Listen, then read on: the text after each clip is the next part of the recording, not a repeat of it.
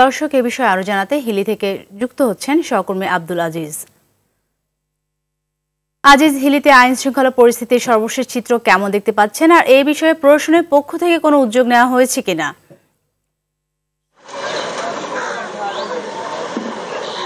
জি সাথী, আপনি যেমনটি বলছেন, আসলে 5 আগস্টের পর থেকে আমরা যেমনটি দেখেছিলাম যে হিলি স্থলবন্দর এলাকায় এবং হিলি সীমান্তবর্তী এলাকায় পুলিশের পাশাপাশি বিজিবির সদস্যরা কিন্তু টহল দিচ্ছিল, কিন্তু তারপর থেকে কিছুদিন পর থেকে সেই রকম আর কোনো প্রকার টহল নেই বলে আমরা যেমনটি সাধারণ মানুষের কাছ থেকে আমরা জানতে পেরেছি। তবে যেহেতু সীমান্তবর্তী এলাকা হওয়ার কারণে এখানে কিন্তু সেনাবাহিনীর টহল না থাকলেও বিজিবির টহল থাকাটা খুব জরুরি বলে মনে করছে এখানকার সাধারণ নাগরিকরা।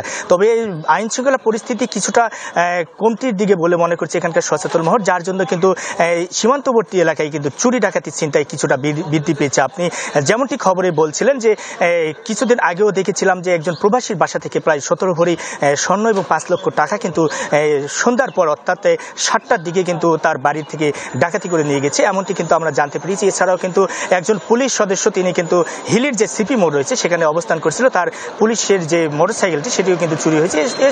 এসব কিন্তু বেশ কিছু কিন্তু ছোট বড় অনেকে কিন্তু চুরি ডাকাতি ছিনতাই কিন্তু ঘটতেছে এবং রাত হলেই অর্থাৎ 9টার পর থেকে কিন্তু ডাকাতের সংঘবদ্ধ দল তারা কিন্তু বিশেষ করে হিলি স্থলবন্দরের যে প্রধান সড়ক রয়েছে সেখানে তারা গাছের গুড়ি ফেলে দিয়ে তারা কিন্তু ডাকাতি করছে। এতে কিন্তু সাধারণ মানুষ কিন্তু অনেকটাই আতঙ্কের মধ্যে রয়েছে। সাধারণ মানুষ বলছে যে পুলিশ প্রশাসন যদি কঠোরভাবে যদি নজরদারিটা করতো এবং টহলটা বৃদ্ধি করতো সেক্ষেত্রে কিন্তু চুরি ডাকাতির মতন ঘটনা কিন্তু অনেকটাই কমে যেত। সেই সঙ্গে সংঘবদ্ধ যারা ডাকাত রয়েছে, ডাকাত দল রয়েছে, তাদেরকে সিসিটিভি ফুটেজ থেকে অনেক সময় তারা কিন্তু চিহ্নিত করা হয়েছে, কিন্তু তাদেরকে এখন পর্যন্ত না ধরার কারণে লোকজনের মনে কিন্তু একটা আতঙ্ক বিরাজ করছে। তবে পুলিশ প্রশাসন যেটি বলছে যে তারা যে ঘন কুয়াশার কারণে কিন্তু মূলত এবং আবহাওয়াজনিত কারণে কিন্তু এই ডাকাতের ঘটনাটি কিন্তু ঘটে থাকে। তবে তারা সর্বদাই কিন্তু সচেষ্ট রয়েছে, তবে খুব দ্রুত তারা অন্যান্য যেসব ডাকাত রয়েছে তাদেরকে ধরবে এমনটি কিন্তু তারা আমাদেরকে জানিয়েছে। তবে এখন পর্যন্ত জনগণের মধ্যে কিন্তু অনেক আতঙ্ক বিরাজ করছে, প্রশাসনের কঠোর নিরাপত্তা না থাকার কারণেই মূলত এমনটি হচ্ছে বলে মনে করছে এখানকার সচেতন মহল। তো সাথে এখন পর্যন্ত